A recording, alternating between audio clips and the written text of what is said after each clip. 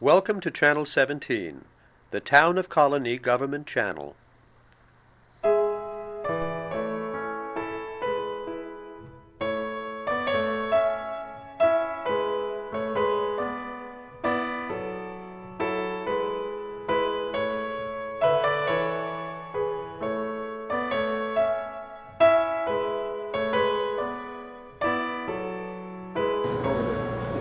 My name is Frank Wind.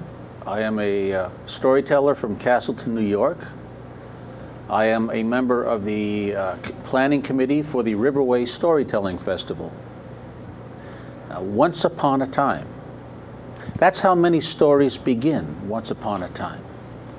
Well, once upon a time, a little over 10 years ago, a group of volunteers led by Mary Fellows, who was the Youth and Family Services Manager at Upper Hudson Library System, began planning a storytelling festival for the Capital District.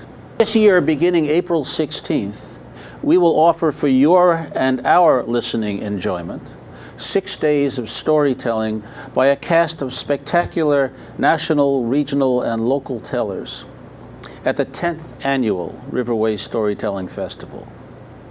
The Riverway Storytelling Festival, where stories come alive. Now, with the exception of workshops, all of the performances are free, and you can see the full program at our website, www.riverwaystorytellingfestival.org. Now, I have with me today two of our wonderful local tellers. I have Margaret French from Saratoga and Kent Bushman from Scotia, and we will be hearing from both of them. Now, I should mention that the festival is run under the auspices of the Upper Hudson Library System. This is the Upper Hudson Library System is the glue that links and serves the 29 public libraries in Albany and Rensselaer counties. Upper Hudson helps all of our public libraries work together. If you get a book on interlibrary loan, someone from Upper Hudson is running with it from one library to yours. Now we will go over the programs, but maybe we should start with a story. Kent, we'll start with you. Well, great. All right. Now, Kent, as I said, you're from Scotia, and you're the director of the Fowler Camp and Retreat Center in Speculator, New York. Right. Been there.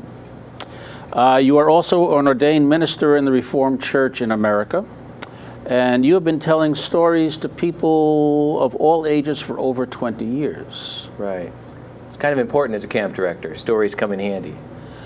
Right. Now, while working in Alaska, you said you learned your first tale, which was the cremation of Sam McGee while hitchhiking back to Michigan.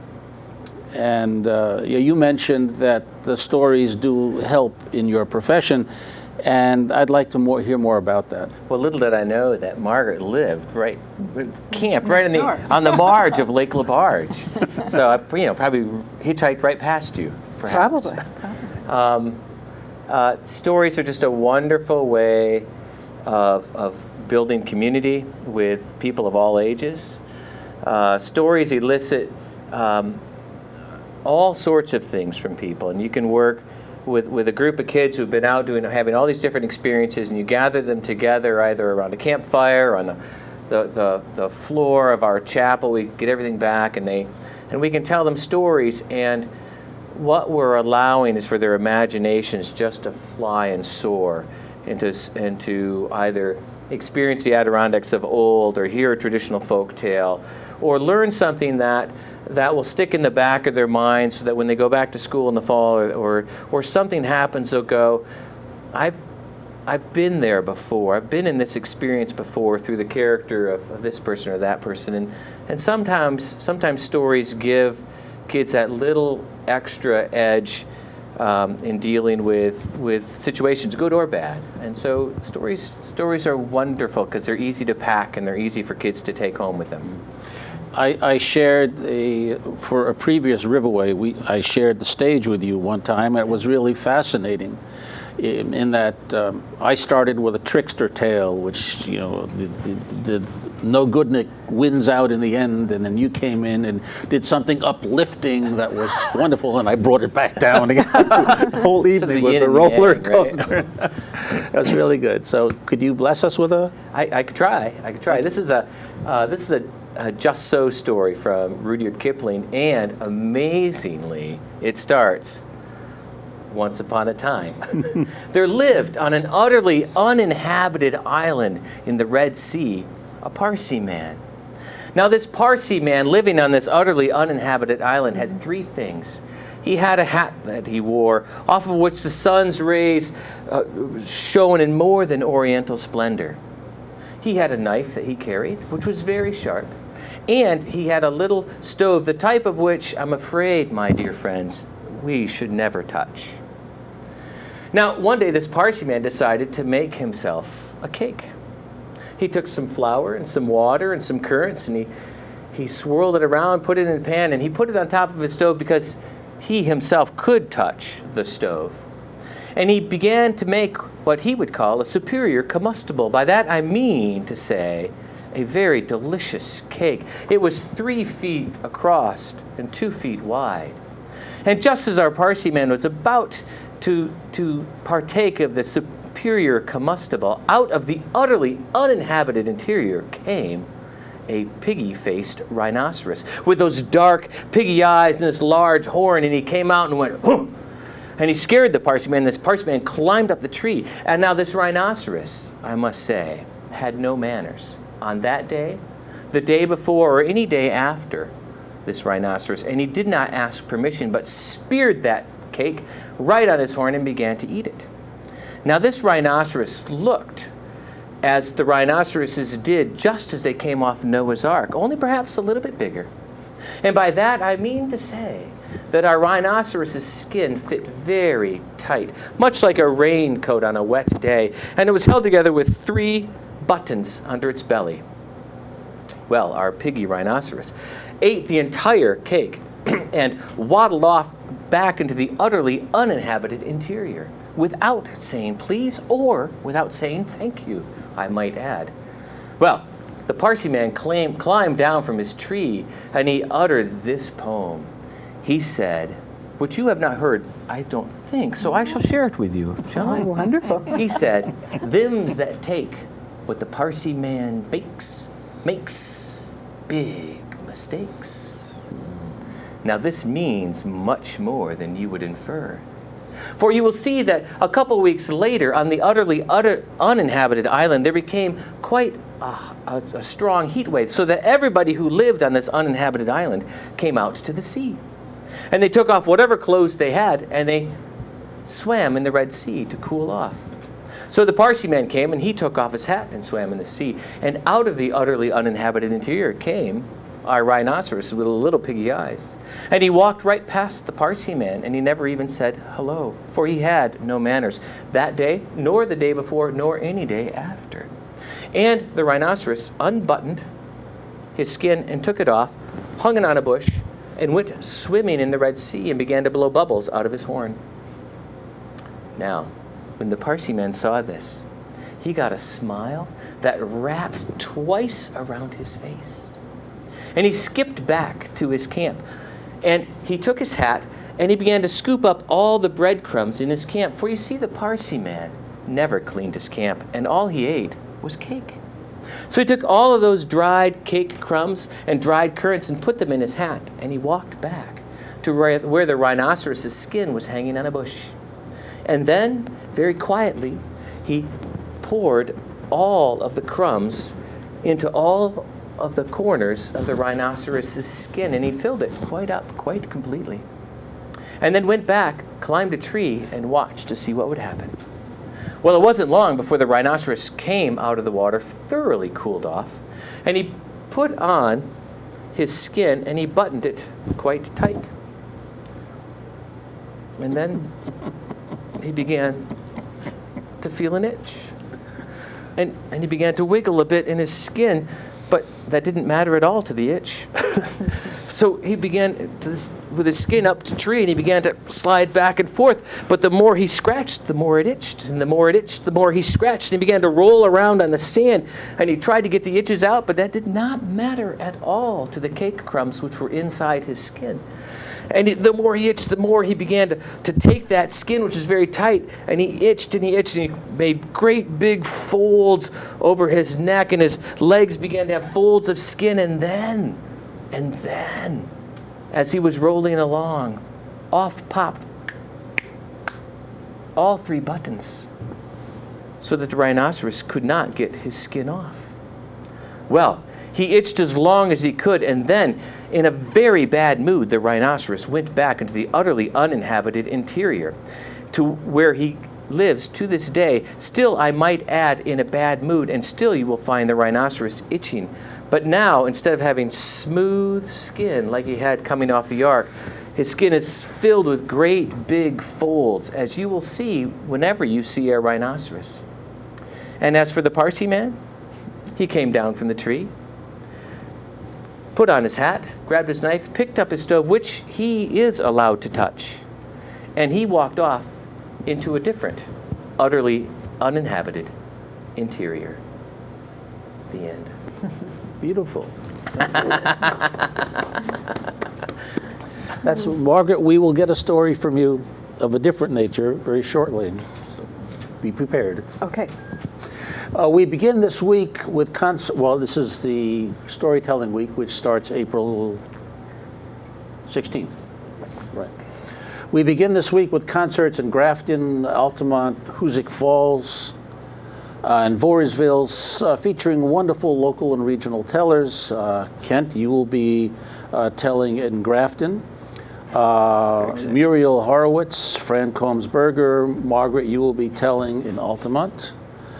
Alan McClintock, Nancy Marie Payne, Joe Doolittle, Kate Dudding will be all over the place. We will also have student tellers from the Maple Hill Middle School telling in Castleton as well. Now, we have brought, in addition to our local and regional tellers, we have brought some splendid tellers from afar. I'm not sure how afar David Novak comes from. He's performed in so many places. He's done a good job of covering his tracks. He says the art of storytelling is the art of the wayfinder. In his stories, we find our way in the company in a diverse array of characters among a maze of contrasts, the familiar with the surprising, simplicity with complexity, and the ordinary with the fabulous. He's a storyteller, a dramatist, and so much more. He will be joined by Michael Parent, a native Mainer of French-Canadian descent. Michael sings and tells stories in both English and French, a multilingual festival within himself. And he's been performing since 1977. He's been featured at the National Storytelling Festival as well as international festivals all over, including France, Austria, Ireland, England, Poland, Brazil, Costa Rica, and New Zealand. And if you attend one or all of our concerts, you will also hear Valerie Tutson, an energetic, dynamic performer who draws her stories from around the world with an emphasis on African traditions. Her repertoire includes stories and songs she learned in her travels to South Africa and West Africa, and stories from the African American history and traditions. Margaret, would you like to tell our story? Now, you come from Saratoga. I come from Saratoga. And you have always told stories to children in your life, the children in your life. And since you retired as a director of the Writing Center at Union College, you began sharing stories with adults as well of your Canadian heritage, your home in upstate New York, folk tales from around the world, and personal and family stories that reflect your gently humorous take on the foibles of humankind. I hope they're gentle. I just read what's written. Yes. Yes. So if you could give us a sampling, we'd Sure. love that. Sure, I would love to. I tell a lot of stories to grown-ups. And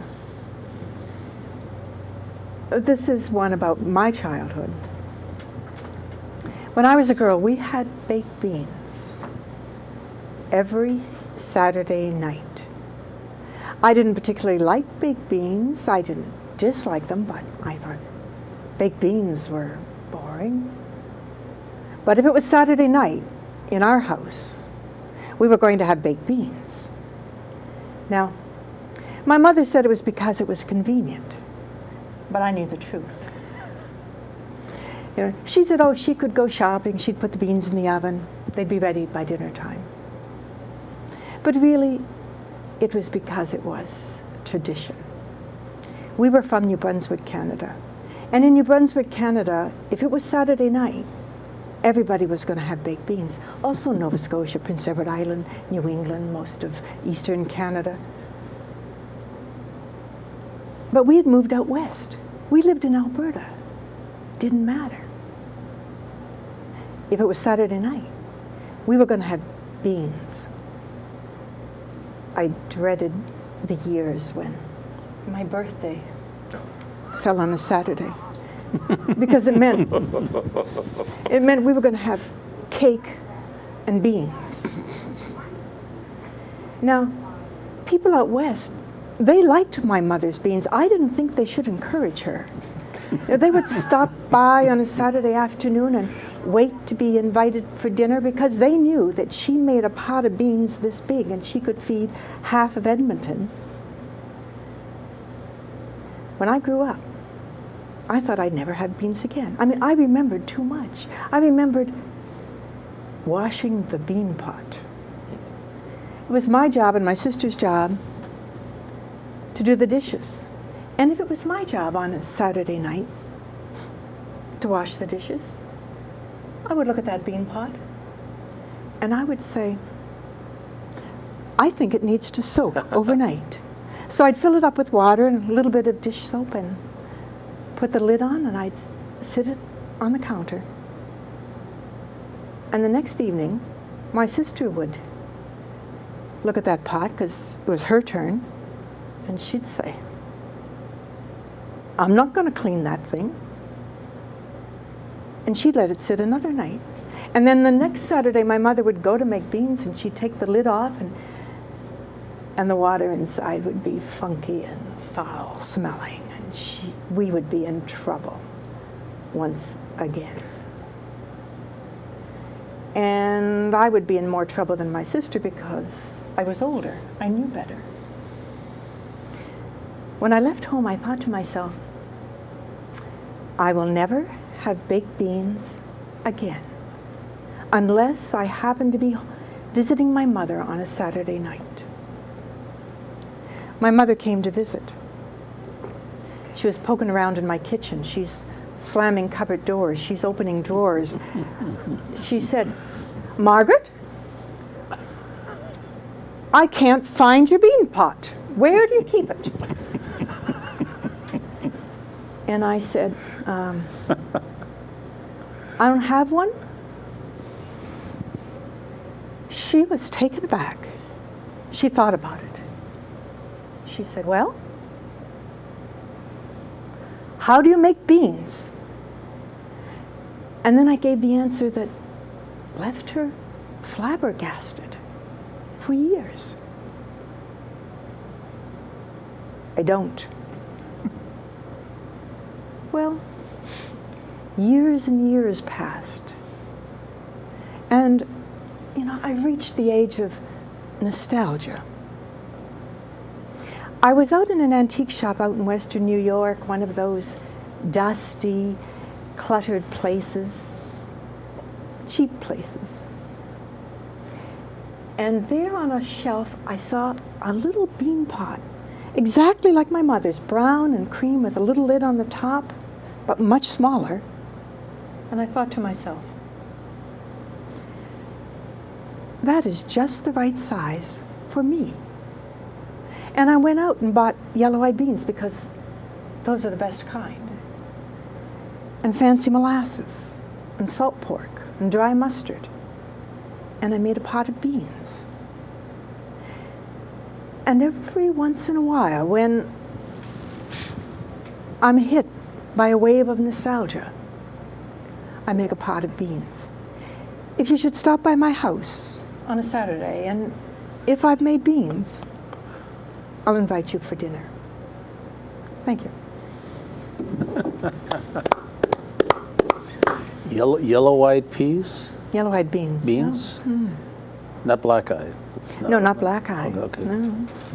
I don't know if I... Navy beans will do in a pinch. Fantastic. That's wonderful. I love nostalgic stories. I love stories like that. And so much of life you can go around witnessing potential stories. And it's so much fun to write them up and tell them and share them. My mother-in-law just left her house of 69 years to move into an apartment, and she was sweating the small stuff, all the little bric-a-brac she had on the windows and the shelves, what was going to come and what was not going to go. And she was a storyteller because everything you touched, she could tell you its history, who gave it to her. Mm-hmm. And she probably had enough there for about 4 years of performances. That's wonderful. Margaret, if you could help us, both of you, help us just run through the schedule. More information is available on our website, as I said, riverwaystorytellingfestival.org.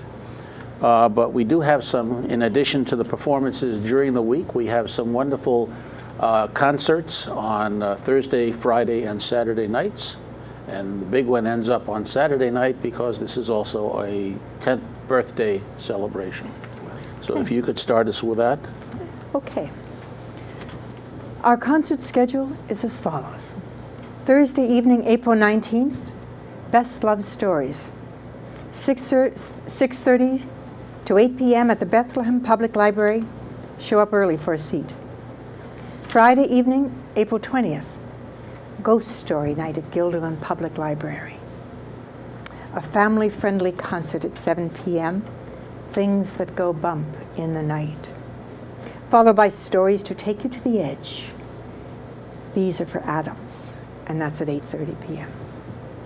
On Saturday morning, April 21st, at 11 a.m. at the East Greenbush Community Library, David Novak and Valerie Tutson will present Once Upon a Time and a Little Bit More, Stories for Families.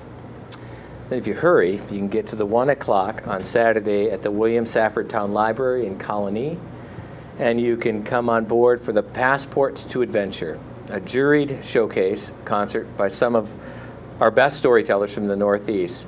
And this will be followed by a story swap. So if you've been bitten by the storytelling bug, you're on. Come on. And that the library in Colonie, the same place, will also be the venue for our famous Laugh-In Night duo. This year, the festival finale with the 10-year birthday celebration. Laugh Yourself Silly with stories to make you giggle and grin, which is for families, and that begins at 7. And that's followed by You Might As Well Laugh. And these are comic tales for adults, which begins at 8:30. Thank you. That was done very well. Why, thank you. And your stories were fantastic. And we invite everyone to attend Riverway this year, our 10th anniversary. And we look forward to seeing you there. Thank you.